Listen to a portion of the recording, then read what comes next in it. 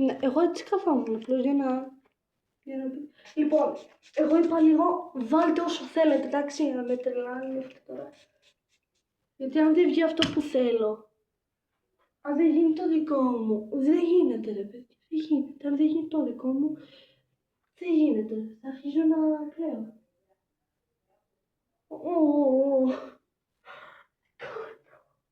Κάνω τη ζωή μου.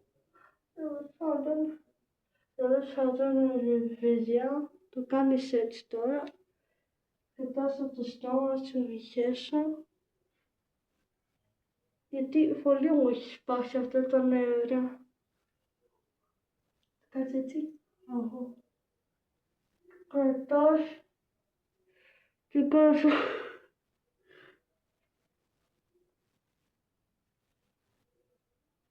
Between no hate. Παρακαλώ. Μην μου κάνετε hate.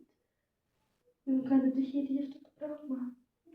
Όλοι είμαστε έτσι όταν το κάνετε αυτό εδώ.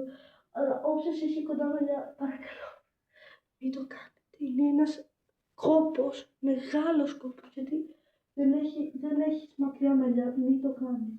Δεν έχει καν νόημα να το κάνεις. This doesn't have, δεν ξέρω πώς λέγεται.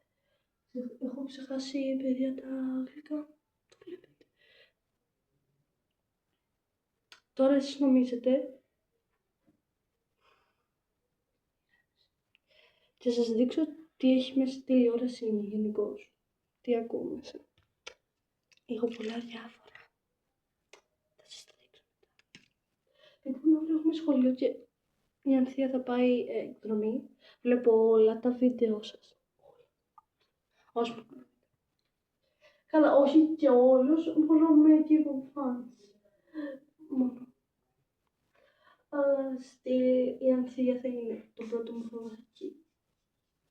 Και το δεύτερο μου θα είναι το μακάκι μου και το ιεροχάκι μου.